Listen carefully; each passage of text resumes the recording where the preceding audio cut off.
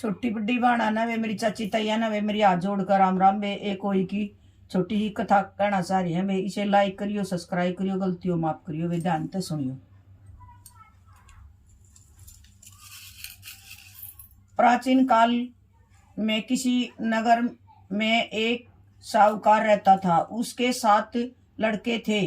दीपावली से पहले साहूकार की स्त्री घर की लिपापोती के लिए मिट्टी लेने को खुदान में गई और खुदान में कुदाल से जब मिट्टी खोदने लगी तो देवयोग से उसी जगह एक से की मान थी। सास उस स्त्री के हाथ में कुदाली से के बच्चे को लग गई, जिससे से का बच्चा उसी अक्षण मर गया। यह हत्या हुई देखकर उस स्त्री को बहुत दुख हुआ, परंतु अब क्या हो सकता है। वह स्त्री पश्चाताप करती हुई अपने घर आ गई। कुछ दिन के बाद स्त्री का लड़का मर गया, फिर दूसरा और तीसरा, अर्थात 1 वर्ष में उसके 7 लड़के मर गए। इस प्रकार वह स्त्री रात दिन अत्यंत दुखित रहने लगी। एक दिन उसने अपने पड़ोसी की स्त्रियों से रो रो कर कहा कि मैंने जानबूझकर कोई पाप नहीं किया। हाँ, एक बार मैं मिट्टी खोदने को खुदाई में गई थी। जब मिट्टी खोदने में सहसा मेरी खुदाली से एक से का बच्चा मर गया था। तभी 1 वर्ष के भीतर 7 लड़के मर गए। यह सुनकर उन स्त्रियों ने धैर्य देते हुए कहा कि तुमने जो यह बात हम सबको सुनाकर पश्चाताप किया है, इसे तेरा आधा पाप तो नष्ट हो गया। सो अब तुम उसी अष्टमी को भगवती की शरण लेकर से और से के बच्चों का चित्र बनाकर उनकी पूजा किया करो और अक्षमा याचना करो। ईश्वर की कृपा से तुम्हारा समस्त पाप धुल जाएगा और तुम पहले की तरह से ही पुत्रों की प्राप्ति हो जाएगी। उन सब की बात सुनकर उस स्त्री ने कार्तिक मास की कृष्ण पक्ष की अष्टमी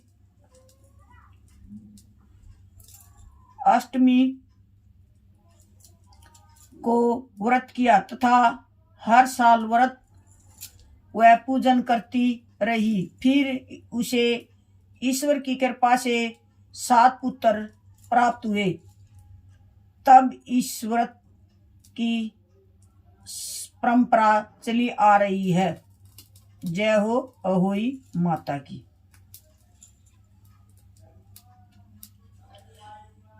दूसरी कथा भी कहूं क्या? प्राचीन काल में झांसी के समीप दैता नगर में एक चंद्रभान नामक साहूकार रहता था। उसकी चंद्रिका बहुत सुंदर, सर्वपूर्ण, संपन्न, सती, साध्वी, शीतलवंत, चरित्रवान तथा बुद्धिवान थी।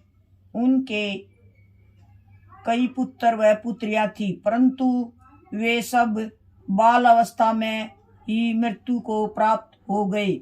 इस प्रकार संतान के मर जाने का उन्हें बहुत दुख था।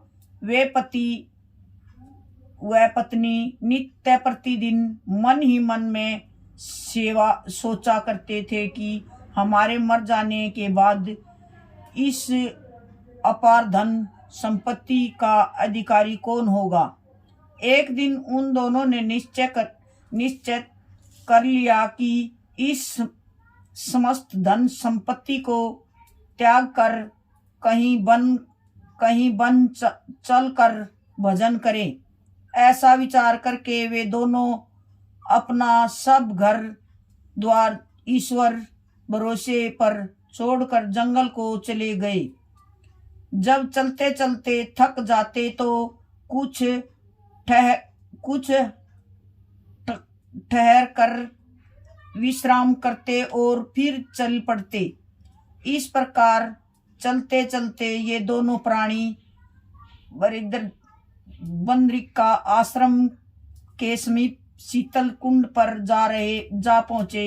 वहां पहुंचकर उन दोनों ने खान पान आदि सब त्याग दिया और निराहार अपने प्राणों को त्याग देने का निश्चय कर लिया। इस तरह बिना आहार और जल पान के जब 7 दिन व्यक्ति कर दिए, तब 7वें दिन आकाशवाणी हुई कि तुम दोनों प्राणी उनके प्राण मत त्यागो। यह सब दुख तुम्हें तुम्हारे पूर्ण पापों से भोगना पड़ा है। सो अब तुम अपनी स्त्री से अहोई आठे जो कार्तिक मास के कृष्ण पक्ष में आए, उसी आठे को अहोई माता का व्रत और पूजन करो। तब अहोई नामक देवी प्रसन्न होकर तुम्हें साक्षात दर्शन देगी। तब तुम उसे अपने पुत्रों की दीर्घायु मांग लेना और व्रत के दिन तुम रात्रि को राधा कुंड में स्नान करना। तपश्चात इस आकाशवाणी के सुनकर चंद्रभान की स्त्री और चंद्रिका ने बड़ी श्रद्धा और स्वस्थ भावना से विधि विधान के अहोई आठे का व्रत किया और स्त्री ने राधा कुंड में स्नान किया। जब दोनों स्नान करके वापिस लौटे तो उन पर प्रसन्न होकर अहोई माता ने प्रत्यक्ष प्रदर्शन देकर वह वर मांगने को कहा। तब उस साहूकार दंपति ने हाथ जोड़कर कहा कि मैं, हे माता, हमारे बच्चे कम आयु से ही मृत्यु को प्राप्त हो जाते हैं, सो आप बच्चों की दीर्घायु होने का वरदान देने की कृपा कीजिए। अहोई माता ने उन दोनों की मनोवृत्ति को जानकर उन्हें मुंह मांगा वरदान दे दिया। यह कहकर अहोई माता वही अंतर्धान हो गई। इसके बाद साहूकार ने लौटकर अपने घर आ गए और अहोई माता का कृपा से कुछ ही दिनों बाद पुत्रवान हो गए और गुणवान बुद्धिमान पुत्र पाकर आनंद विभोग हो गए। अहोई माता की कृपा से इस लोक में सुख भोगकर बैकुंठ को चले गए। जय हो अहोई माता की।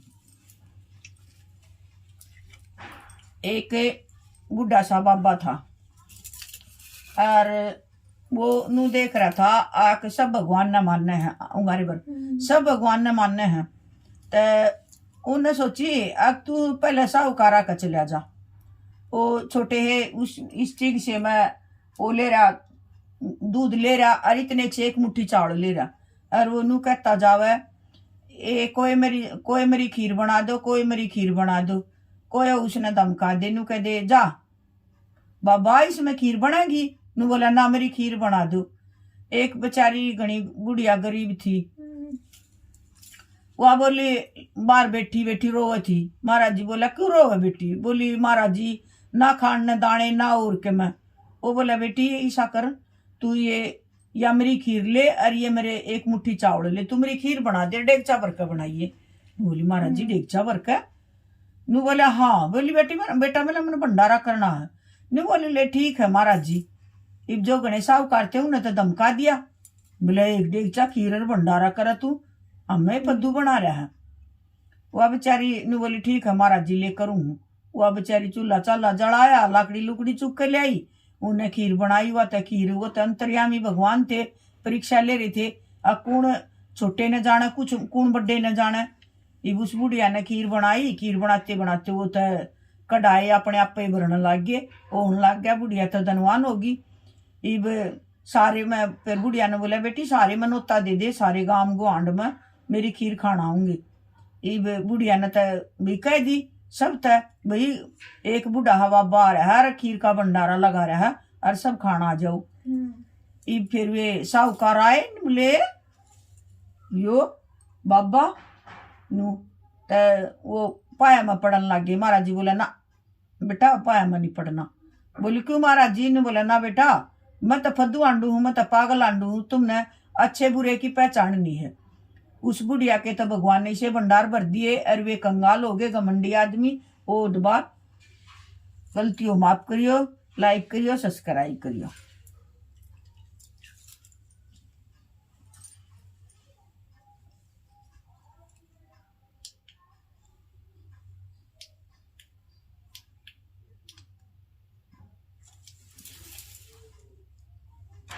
Mm-hmm.